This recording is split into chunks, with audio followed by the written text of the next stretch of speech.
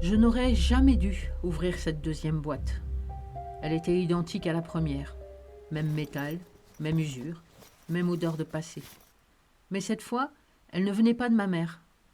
Je l'ai ouverte, lentement, comme si au fond de moi, j'espérais encore pouvoir arrêter. À l'intérieur, des photos, des dizaines, d'autres visages, d'autres vies. Des enfants, des adultes, des familles, tous différents mais avec un point commun. Ils tenaient tous une boîte. Un frisson m'a traversé. Sous les photos, il y avait un carnet. À l'intérieur, des observations. Sujet 12, découverte de la boîte à 34 ans. Réaction émotionnelle intense, recherche active des origines. Sujet 27, refuse d'enquêter. Déni, attachement familial conservé. Chaque ligne était une vie, un choix, une réaction. Puis je suis tombée sur une page entourée en rouge. Sujet 31. Mon souffle s'est coupé, c'était moi. Ouverture de la boîte validée, transmission enclenchée, phase suivante recommandée, observation en cours. J'ai levé les yeux instinctivement, comme si quelqu'un pouvait être là. Mais il n'y avait rien, juste le silence. Juste moi, enfin, c'est ce que je croyais. Cette nuit-là, elle n'a pas dormi. Elle a relu chaque page, chaque détail. Et une chose est devenue évidente. La boîte n'était pas une découverte. C'était un déclencheur, un test. Et maintenant, c'était elle, le sujet. Le lendemain, j'ai pris une décision. Je suis retournée chez lui, mais la maison était vide. Complètement vide. Comme si personne n'y avait vécu depuis des années. Aucun meuble. Aucune trace. Juste une chose, au milieu du salon. Une caméra, posée, braquée vers la porte. Mon sang s'est glacé. Et à côté, une enveloppe à mon nom. Je l'ai ouverte. Félicitations. Mes mains tremblaient. Vous avez dépassé les attentes. Je n'arrivais plus à respirer. Peu de sujets vont aussi loin. Vous avez maintenant le choix. Continuer ou arrêter. À l'intérieur, il y avait 2 objets. Une clé et une autre boîte. Plus petite et plus légère. Je suis restée figée parce que je comprenais enfin. Ce n'était pas une expérience sur l'amour, ni sur la mémoire. C'était une expérience sur la vérité. Jusqu'où quelqu'un est prêt à aller pour la découvrir. Aujourd'hui, la boîte est encore là, sur sa table, fermée.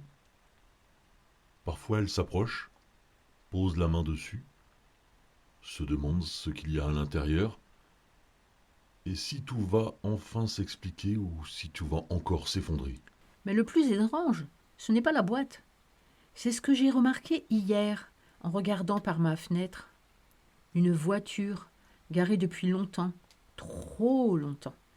Et à l'intérieur, quelqu'un qui ne me quitte pas des yeux. Elle n'a pas bougé pendant plusieurs minutes. La voiture était toujours là, moteur éteint, vitres teintées. Mais elle savait qu'on ne regarde pas quelqu'un comme ça, par hasard. J'ai baissé les yeux, la petite boîte était devant moi. Continuer ou arrêter. C'était ça le vrai test. Pas ce qu'il y avait dedans, mais ce que moi j'allais décider. Alors j'ai fait quelque chose que je n'avais jamais fait depuis le début. Je n'ai pas ouvert la boîte. Je l'ai prise et je suis sortie. L'air était froid, réel, brut. J'ai traversé la rue. Chaque pas faisait battre mon cœur plus fort. La voiture était juste là. J'ai frappé à la vitre. Un homme presque banal était dans la voiture. Après quelques instants, elle s'est abaissée.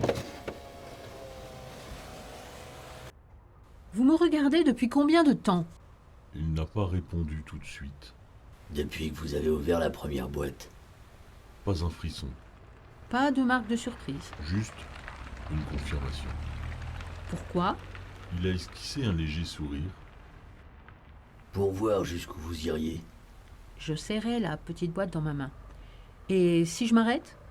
Il l'a regardé. Vraiment regardé. Alors vous êtes libre. Le mot a résonnait étrangement. Libre. Et si je l'ouvre? Son sourire a à peine bougé. Alors vous continuez. Vous saurez peut-être plus de choses, mais vous ne pourrez plus revenir en arrière. J'ai regardé la boîte, puis lui, puis la maison derrière moi. Toute ma vie, j'avais cherché des réponses. Qui était mon père? Ce qui était vrai, ce qui ne l'était pas. Mais à quel moment chercher la vérité devient une prison? Sans un mot, je lui ai tendu la boîte. Il n'a pas bougé. Je ne veux pas savoir. Pour la première fois, il a perdu son calme. Vous êtes sûr? J'ai hoché la tête. Oui, parce que peu importe ce qu'il y a dedans. Elle l'a regardé droit dans les yeux. Ça ne changera pas ce que je décide de faire maintenant. Il a pris la boîte, lentement, comme si quelque chose lui échappait. Vous êtes la première. Je veux dire, la première à refuser. Je me suis retournée et je suis rentrée chez moi. Le lendemain, la voiture avait disparu. Des semaines ont passé, puis des mois. Rien. Aucune lettre, aucune boîte, aucun signe. Un soir, j'ai reçu un message. Une seule phrase. Observation terminée. J'ai souri et j'ai éteint mon téléphone. Parce qu'au fond, la vérité la plus importante, ce n'était pas ce qu'ils avaient caché, mais ce que moi, j'avais choisi de ne pas chercher. Parfois, la plus grande vérité n'est pas celle qu'on découvre, mais celle qu'on choisit de ne pas poursuivre.